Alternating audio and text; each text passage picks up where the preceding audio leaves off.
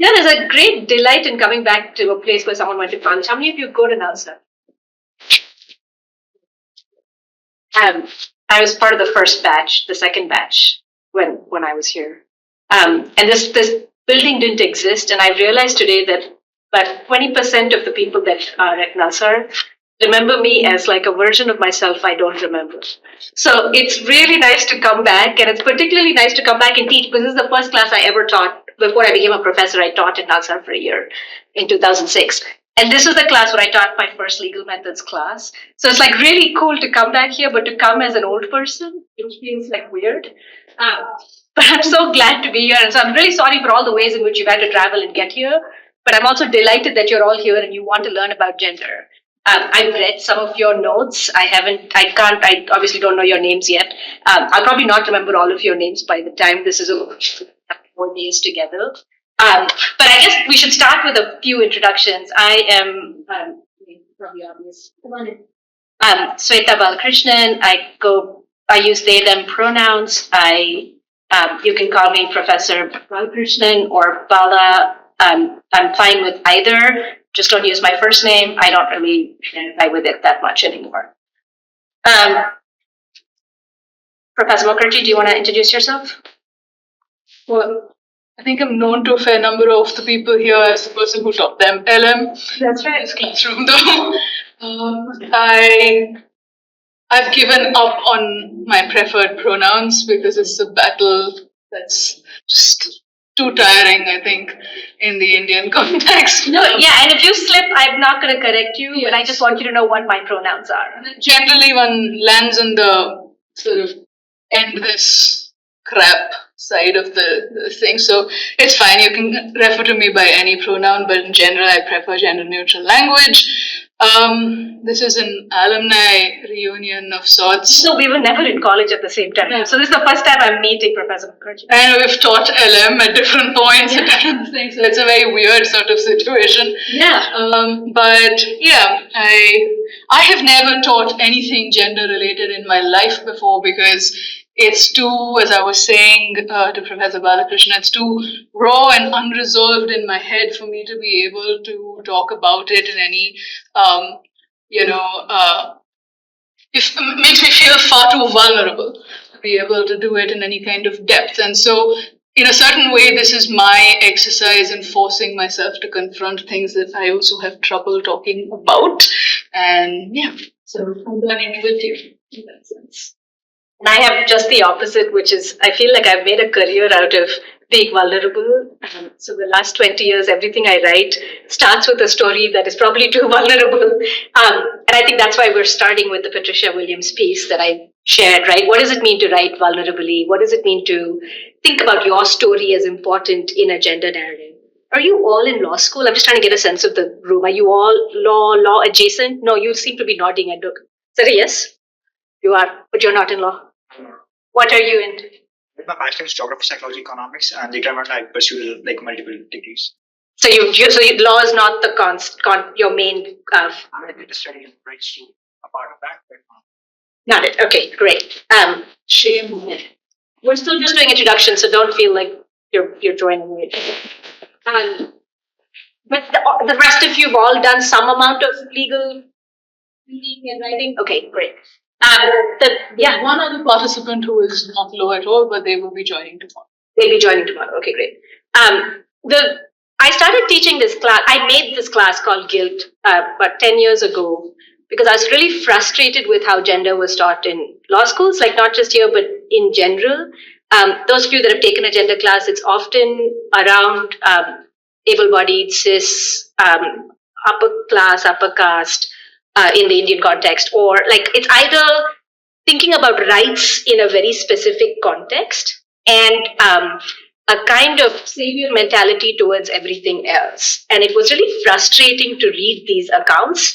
And I was really interested in how gender played in the everyday, right? So if you watch a movie, I can't stop thinking about gender. Like if you live a gendered embodiment, like you really don't think about gender. Every time someone says, ma'am to me, I think about gender. Right? Because I don't think of myself as that. So the fact that someone else does triggers in me the fact that gender is always present even when it's not present. So I made this class as a sort of like optional third year class um, at the University of California in Irvine, where I teach. And it started off as just if we were to write about gender from our own perspective, from our own position of what we want to do, what does gender look like and what does the law look like, right? And I thought it was going to get a lot of pushback. I thought people were going to call it a flu class. But the great thing about forcing people to read a lot of things is that it can't be called a flu class, and people force you to start reading things.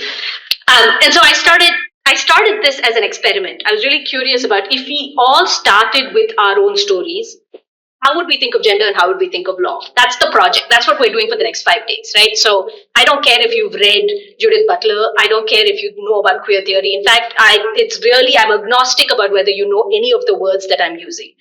I want you to think about something. I want you to think about your own experiences and the ways in which they connect to larger concepts of gender and larger concepts of queerness and larger concepts of otherness. And I think that's what, to me, really builds a gendered perspective of the law. You can't understand the law without thinking about how it impacts how it impacts you at some level. And that sounds really narcissistic, but it's not. Because if you start from the position of how it is you engage with the law, you get to theorize about it in a way that only you can. Like one of the best pieces of advice I got when I wrote my first book was write the story that only you can write, right? Like which seems really basic, but it was not at all basic, because you start to think, oh wait, so I have to write about gender from the perspective of somebody that is actually thinking about it. And it seems really self-indulgent, but I want you all to keep that in mind as we go through this class. So when I say, hey, do you have something to share? This is not a traditional law class. I really would love for you to do the reading, but if you don't do the reading and you're just playing with an idea in this class, I love that too, right? What I want you to do is be engaged and present and play with the idea. That's really what's going to be helpful for us as a group. The sort of starting point for today's lecture was really the reason we got you to read the 3 pieces that we got you to read is I really think starting from this idea of gender as structure and gender as performance, right? These are these 2 big concepts that come up a lot when you study gender. I think it's worth grappling with really seriously. So the first thing I'm going to do is I'm going to give us all a text. And we're going to sort of sit with that text for maybe 10 minutes or so. And then I'm going to ask you a bunch of questions. But first, I want you to just get eyes on this text. So there's going to be a lot of activities in this class. I'm going to make you write a lot. You're probably not going to be on your computer a lot. It's very old school. We'll be writing and talking, mostly because I can't listen to myself for 3 hours. You definitely can't listen to me for 3 hours. So we're going to be reading. And if you've come to this text that is being passed, I'm happy to pass it on to you. If you're coming to this text for the first time, that's one thing. And if you're not,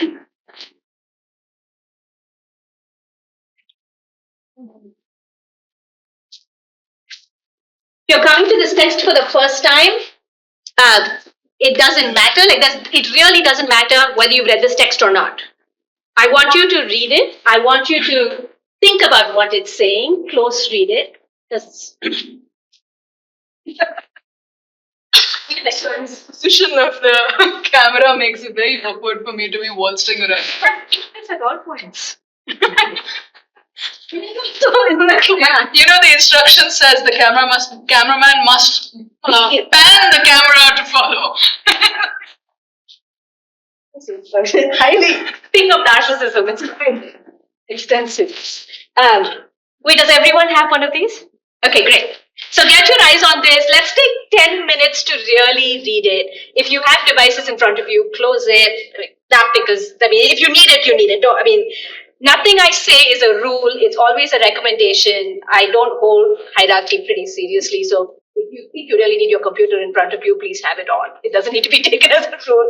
But it'd be great if all of us could get eyes on it, because I think there's something really cool happens when 20 people read the same thing at the same time and then have a conversation about it. So that's what we're going to start the class.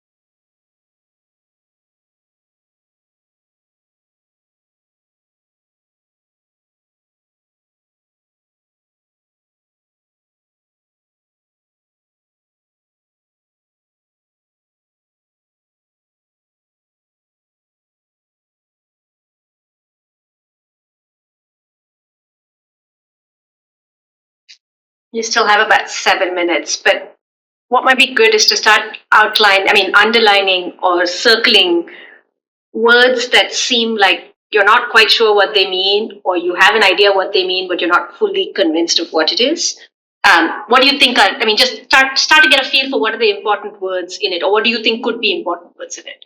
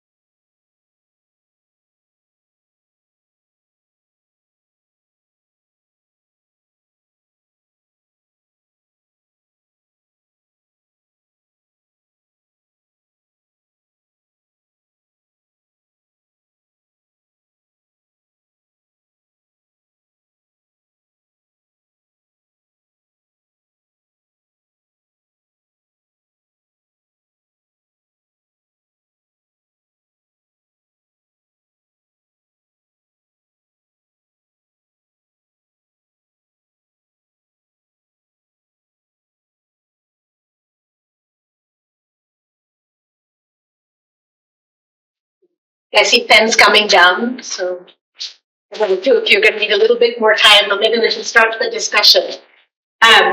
Someone wants to get us started? A word that came up. I think all of us have just gotten eyes on this. There's no right answer.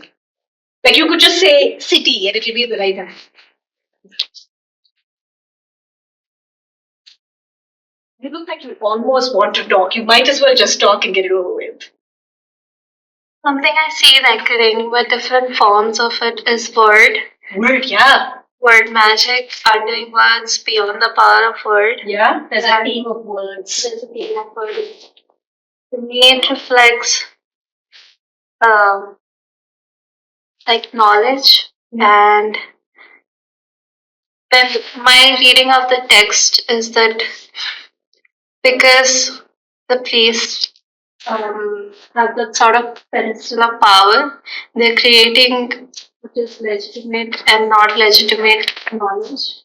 And so, whether when they are discovering in certain context, it's getting classified as, oh, it's beyond the power of words. So the interesting thing is word in that reading, right? So is Is it just power, or is it the language that is it? Is it knowledge or language? For me, it's knowledge. It's knowledge. So words are knowledge. Right? Did anyone else read words differently? You're totally right. Thank you for getting us started. That's always the hardest thing to do, but I really appreciate it. Anyone else read word as knowledge? Did you have other readings of what you thought word was doing here? Yeah. I understand verse is something that binds knowledge. That binds knowledge. Yes, Okay. knowledge. Like infinite time. You cannot say that knowledge is some limit. Yeah. But what word is, what's the purpose of word is to codify that knowledge, like mean it in something specific very give a meaning. Yeah. To give something to, so it's the, when you think of you think of, whether the words have power on their own or not. Depends on whether other people also know whether the words have power, right? So I can say the word queer. Actually, the they, them is a great example. I can say I use they, them, right? But if I say it to like my aunt and uncle who've never heard that before, they're just like, bro, I don't know what you're doing, right? They're like, so they're not trying to, so it's not that I'm giving them knowledge and they're rejecting it. It's that language itself does not have meaning in that exchange, right? So it's you're right. So it's knowledge, but it's also language. And it's language, you use the word bind. And I think bind is a helpful word because it gives us something about connecting between the idea and the words used, right? So there's knowledge and then there's language and then there's the binding of it. And the binding connects us to other people. So when someone affirms me and, I don't know, uses my pronouns, I feel safe, right? Mostly because it's fairly unsafe to be genderqueer in the US right now. So if, like, when I'm in a place and someone uses my pronouns, it can feel affirming because it's not just that there's language and knowledge, but it binds us into thinking we're in a safe space or an unsafe space. However, if someone here, my understanding is not that it's an unsafe space. It's the same language, it's the same knowledge, but because there's no binding that happens, the meaning for those words don't have the same valence, right? So words are still doing this work. And I think words is a really important word to start with because we're talking about the law, right? We're talking about what does it mean when something is a should or a would or a could. Like, the language really matters in the law. Those of you that have been in law school have had to, for a range of reasons, contend with the fact that language is everything, right? So whether you like it or not, language is how clear you are. This, I don't know if this happens in Alsar anymore, but for me, a lot of the first year students that I have come from being the top of their class in writing before they come to law school. And then they'll come to law school and I'll be like, this is not clear, right? And they'll be like, but no, like I'm a really good writer. And you're like, yeah, you might be a really good writer, but you're not clear for the context of the law. So words is, sorry, what am I doing? 6 p.m. You were. Finding yumpiness. No, that recording. Oh, that recording needs me. Okay, good. But I'm speaking into this mic. Okay. There are two things happening at the same It's very stressful. In the middle of some deep discussion, if I also have to parade and perform. It's right. Okay, ma'am. You want me to get on? Ma'am, this is main camera. 3 hours to nahi kar sakte. Huh? Main camera. That's the main. Okay, I finished. So I can't. Okay, guys, I'm just going to stand, and at some point, I'm going to say we're taking a break, and then I'm going to sit down. This is great. We'll do this. Where was I? See, I've lost my train of thought with this nakra of bureaucracy. What is the train of thought? What was I saying? clarity. Since you were all listening, surely you know what I was saying. Students come in, they think they write They well. write really well, and then you realize you might write really well, but you don't write really well for a context, right? So clarity is not just about words or knowledge. It's about what binds you to specific understandings of knowledge. So it's like in a context, do I get understood? If I don't get understood, what are the lapses in judgment? How does it work? Okay, word is the first. Word is obviously a theme that's flowing through. Other words? One is Godhood. Is Godhood? Yeah. Can you tell us where you read that? So in the beginning, when priests enter and then when they come to the top level, they Yeah. words, and then some of them they were in the city and then they left it and they learned undoing words and they went to another place and later they experienced Godhood again. Yeah. So like how I saw words were, like you were saying, in a particular context, like words were power in that city, and they left it and went somewhere else. But they found power in something else and found godhood there. But why is godhood so important in this story? It's a fable, obviously, it's a metaphor, it's an allegory for something else. But why is godhood so important? I think it's about the lack of suffering, because the next paragraph then refers to other mortals who are suffering, and because they're away from God and there are other things happening. But who's calling them the gods? Who's referring to them as gods? Themselves. Exactly. They themselves have donned this garb and said, actually, I am the god, which is often what happens to godhood. Can I say these things? You already said. Giving me full permission. I'm gonna. No, it's true. I think the thing with the way in which this gets done is that they themselves say, oh, I am godly. The fact that they say they're godly then means that they have power, right? Because godliness in this context is about power, language is about power. And they get to define what power is. At time A, power was through language. And then they were like, actually, no, language is not doing that much work. Let's move beyond language and we will do something else. But who gets to decide that? Only people who have power with language to start with, right? So, when you are, I always think of this when someone is so, I don't know, I mean, there's no other way. I guess wokeness is the context, right? Like when you think you are saying things that are so truly advanced that only you and two other people in the room can understand it. And then you are judging everybody else for not understanding it. Are you really changing the way in which the world works, right? And I think about this a lot because I think queer theorists have consistently both done it and undone it in a range of ways. They use language a lot, right? But they also use it to exclude, and there's a lot of power in it. There's a lot of power in bringing together others who understand what you're saying, but you're leaving behind a lot of people and judging them for not understanding it when they have never understood it. It really isn't doing the work of community building, right? So I think this idea of who makes them the god is important too. So it's not just that godliness exists, but then they themselves make themselves the god. Other words, ideas that came up? You look like you're about to say this. Yeah. I think they describe it as a misfortune. The usage of misfortune. Yeah.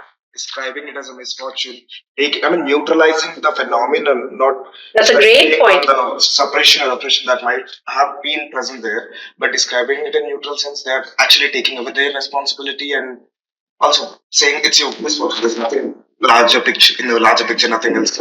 It's a double allegory, right? Because it's both making themselves God and taking power and saying the thing that I am getting is because I have gotten it and there's agency there and there's power there. But the thing you don't have is because of misfortune and not because of me, which is often how power works. Power likes to assume that it is not the reason why other people do not have access to resources, but that it is just sad. And I think the caste system is a great example of this as a starting point of assuming that oh gosh, that would be great, but too bad, so sad, right? That's the basic. I mean, that sounds like callous, but it is at the root of it. How it gets normalized, right? Using words like meritocracy or using words like equal opportunity, right? And lawyers do this all the time, right? You're like, we need categories. We need categories that actually are connected to good things, and meritocracy can only map onto things like good power. And it's too bad that the others don't have it. You're totally right. So there's a disassociation. There's a neutralizing. I love that phrase. Yeah, there's a neutralizing of what you think of as misfortune for the other without taking agency about the fact that you might have caused it. That's Mukherjee. I'm going to keep doing it. I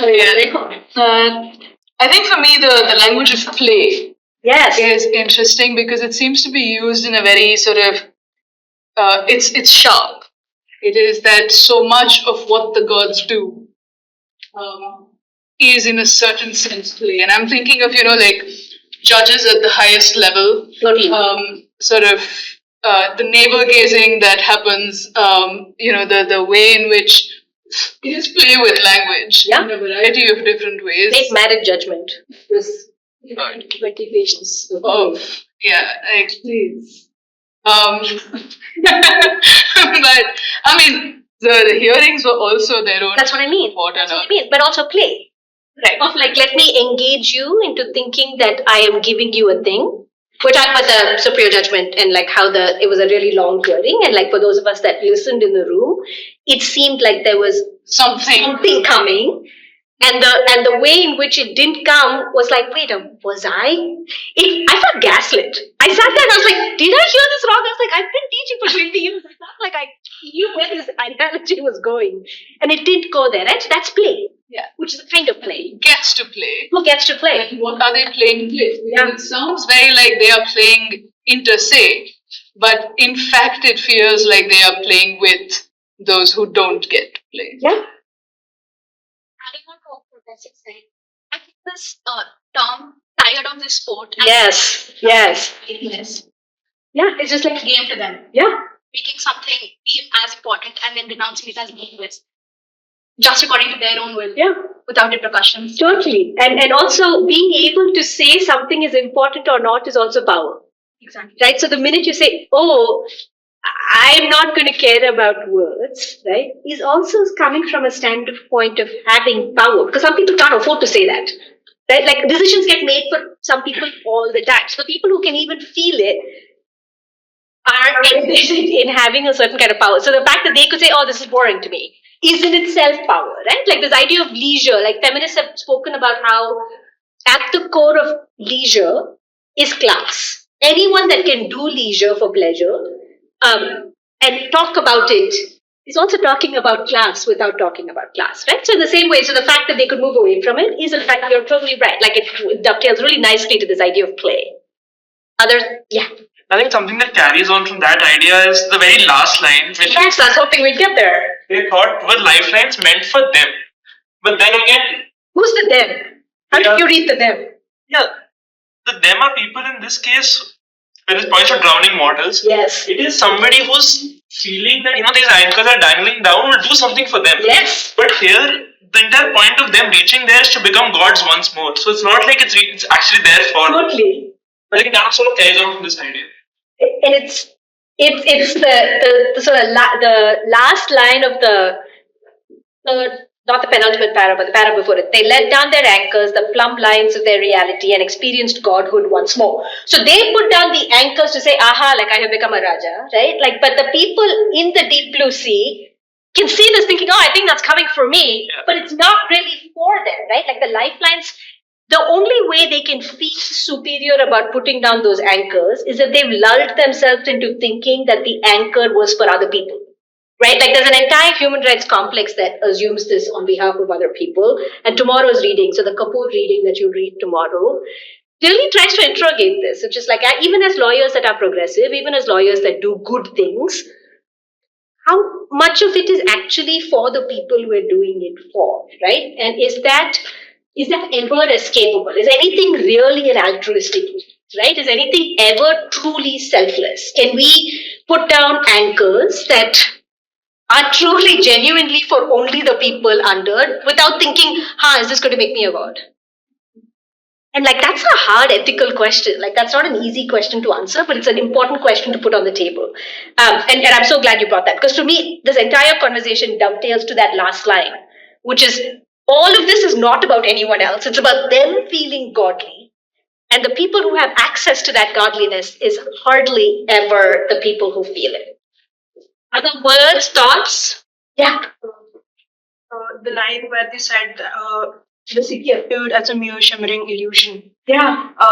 There's a point that they had power in the celestial city. They thought it was, like the godlike behavior, and it is very important. And the moment they moved away from it, beyond the seas, they looked at it as it's not very relevant or important. Now I'm in a place that is important. Yeah. So, their understanding is wherever they are going is where they are getting the power and is relevant. I think where they're moving away, and when other people are there at that point, they will view it as it is not something of importance or relevancy, or that is not very knowledgeable. Can you think of an example where that might apply to, I don't know, yourself or people you know, or? I think it's when I was in my school, I didn't have Exactly. understanding of lots of things. Yeah. And my trajectory of path I chose to come to Nalsar, or any education path that we choose. also allows us to learn a lot of things which our counterparts in school might not have access to. Correct. And for me to expect them to be on the same path and understanding of things as I am right now is also me assuming I have power right now because of the knowledge I have gained. Totally. And the people who did not go through the same trajectory might not have the same power. Absolutely. When I came out as queer, I tried to get my mother to use the word, right? Because she'd say gay, and I was like, I'm not gay. It's like bi, I'm not bi. Like I'm none of those things. Can you use the word queer? And it was hard for her. So she, on a sticky note, she'd keep saying, it's so hard to say it. Like, what is cute? She'd say queer, like she couldn't say queer. And so I wrote down KVEER because in Tamil that's how you say, like, I mean, not in, like phonetically that's how it, and Tamil is a very phonetic language. So it's like it's queer, right? And now that phonetic, like she still has the sticky note, right? Like a little post-it. And I write a lot about how allyship from people who don't have the words actually hits totally different from people who say all the words you want to hear, but might not be allies in the way you deserve in the long run, right? And part of this is so much privilege. My mother went to a government school, like sort of she did English was not like in her until she went to college, English was not like in her mode of instruction. This is not how she thinks. So she has a lot of ways in which she comes to these words with trepidation of class and eliteness that is going to judge her, right? And so expecting the same responses from who we think of as liberal because we want them to be liberal and be exactly where we are in a sort of position is also a kind of like a non-feminist, non-queer act because you're expecting that everybody is exactly where you are.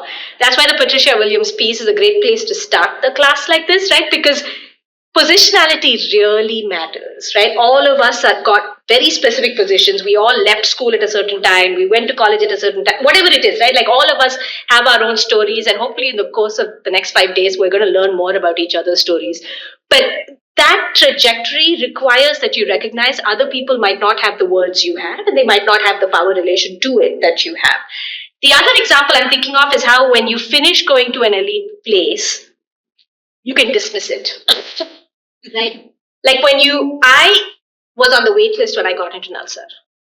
So it's like every time I go see my name, like my name is like number 48 is not alphabetical because I was on the wait list. And I think about that all the time. Like, what does it mean to be a waitlist? And what does it mean to go to a school where they put the waitlist number like why does everyone need to know what my rank was to get into the school, right? Because no one, I was like, why can't it be a rank list when I graduated? Because then I don't come first, right? Like, why is it not what I did when in school, but rather what happened to get me in? And when you leave, it's easy to say, oh my God, like Nalsar was so hard and it was the worst. But this was the coolest thing I had done when I got here. Right? It is what set the tone for every other thing I have done after that, right? Like I wouldn't have gone to law school in the US after I wouldn't have done my PhD. Like I wouldn't be a law professor if I didn't go to Nalsar when I did, right? But once you leave an elite place, you go up one step in what you think your standing is. And it's easy to turn back and say, oh my God, like I can't believe you do that. Like that's so hard. That also is that's kind of like what I read this to be, right? A metaphor of this idea of like, you can dismiss the thing that you went through because you already have it under your belt, right? It's like the classic case of like people who roll their eyes about Harvard. And I'm like, are you joking? Like the fact that I got it right was like literally what determined my entire scope of my career. I'm so grateful. But it's so easy to dismiss a thing when you're done with it. So it's both sides. It's both who's not entered and what do you do after you exit, right? And that happens to all of us. This is not just about this. The last question I have is, what do you think they're talking about when they call the celestial city? What did you read that metaphor as? Look like an agrahara, if I can use the word. It's what? It's an agrahara. It sounds like an agrahara. It is. But is that what you thought? Like, did you read that as? But from the very beginning itself, it gave a vibe of agrahara when I was reading. Like it's very similar. Any other ideas of what it might be?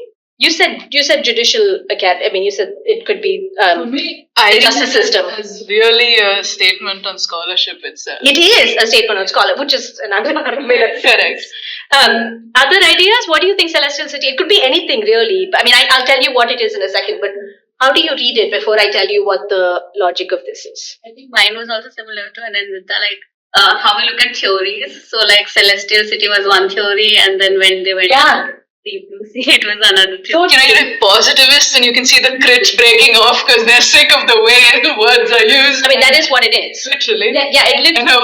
that. Yeah, that's not very fun, is it? You just It's just so like it's a in your face the idea also of play, but also the critique that's mounted against, say, elite scholarship and what it does, even Yes. of the dominant. Totally. Whether that changes anything or not, or what the cost. I mean, for me, the whole lifeline thing really is about that. Like, you do a class-based critique, or I do a caste sort of critique of things, say, but if only I benefit from it. Right. And if it's only your publication that comes out. Exactly. Yeah. I have to feel like smug about myself as I say these things and look how woke I am. Yeah. Then, which is so much of scholarships. It's all of scholarship. It's like every time I read a book, I'm like, oh my God, I really wrote this for myself. And actually, it's helpful to remember that you're doing it for yourself. Just accept the narcissistic impulse of why you write, and that helps. So scholarship is the big takeaway. Is that are we all agreed that it might be scholarship? Does anyone have an alternate possible take? You look like you might have an alternate possible take. I mean, it is similar to what we have discussed here. It is basically a city that was made to imbibe the hierarchical nature that we still have in the Indian society. So in the Indian context, we have, Brahmins at the top. So in this case, it was the gods and then the priests. And the priests wanted to be in the position of the god. Yeah. So they trained really hard to be in that position. And the suppressed masses are always suppressed. So I think this is what... So it is similar to the Agrahanam logic. Like it's a caste reproduction. Yeah. Illusion. Sorry? Illusion. It's an illusion. The whole thing is an illusion. So yeah, I love it. That's the most meta takeaway from this.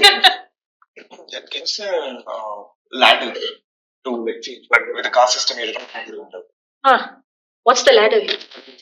After I mean, at least academia has no ladders. But I'm curious. What do you think? a priest can become a god.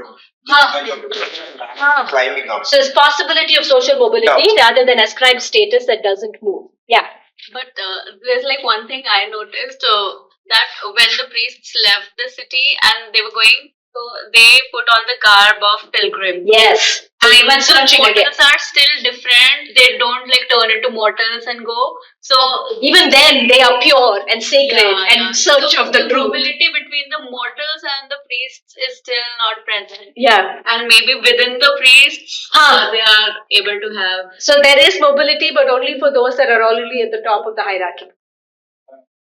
Just my thought of mine. I see the celestial city as this text itself, and the meaning what this text has is not what the words are written here, but the empty spaces in between in between the words. Yeah. We are trying to fill with our imagination and with our. So it is truly an illusion. Yeah. Yeah.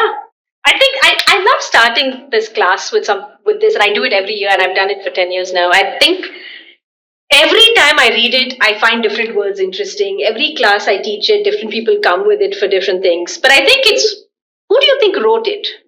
Does anyone know who wrote it? Wow. That would be the highest compliment of my life if I had written this. Patricia will. So have you read it before? Yeah, I mean, I was not reading the book, so I read So you read it. So it was written by a Black critical race theory scholar, right? Like, and Williams is the reason I went to law school. Williams is I read this book in the 90s and I was like, oh my God, I could do this with law. I was like, yes, I want to study this.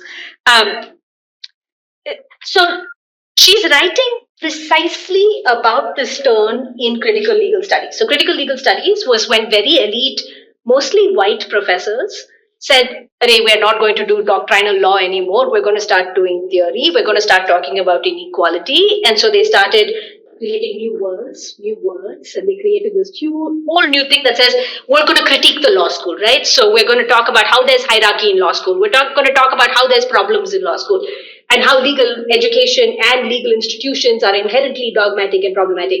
which is very similar to like, Savarnas sitting and writing about caste and feeling really good that they have written about caste, right? Like there was a wave of that critical legal studies in the 70s and the 80s. And Williams is writing in direct response to that, right? So she's writing to say, yeah, this is all very good, but if you're only changing the words and you yourself are feeling cool about the new words you've come up with, you're not really helping the people who deserve it. So critical race theory starts from the standpoint that if you have theory that is cool but does not actually impact change, it's not doing the work. So critical race theory, unlike critical legal studies, is rooted in rights. It's rooted in people. It's rooted in consciousness of changing, how we think of as like the lifelines at the bottom of the sea, right? It really is invested in change. And it starts from the position that structures are always violent and unequal. And because it starts from that position, it always is suspicious about anything good, right? So when critical legal studies people are like, oh, we don't need rights, we need to look beyond this, let's throw everything out of the bathwater. Critical race theorists are like, that's great for you to say because you can afford to say it. Some of us need rights, right? And this is true. Like we're going to talk about privacy judgments and the marriage judgment, for example, and other things. And as someone who's both like can take or leave marriage, but also thinks it's a really important right to have, it's really worthwhile thinking about why rights matter, right? So tomorrow when we read Ratna Kapoor's piece on alterity beyond the fishbowl, it's really compelling to think, yeah, law doesn't matter, rights don't matter, let's move beyond this, let's get to the new world, like the illusion of whatever perfect new world we're creating. But you can only think that if you have power and prestige and comfort yourself. Like those are always third tier rights. They are not the first tier rights. So for people who don't have the basic rights, they're like, nee, give us the basic rights, then we can move to step 2 and step 3. And so this is really an allegory to talk about theory when done just for theory's sake is not enough. Theory when done for just words, theory when done just to make someone feel good about themselves is not doing the work. You need to actually have the capacity to build better theory. And that's the sort of crux of this. And I think it connects nicely to the 3 readings that I want to discuss next. You've all had a chance to read the readings, right? Somewhat, you've got your eyes on it. But do you know where the readings are? Okay, great. So we're going to let's take a 7-minute break. Come back before 3, and then we'll start again with the readings for an hour, and then I have an activity for about half hour.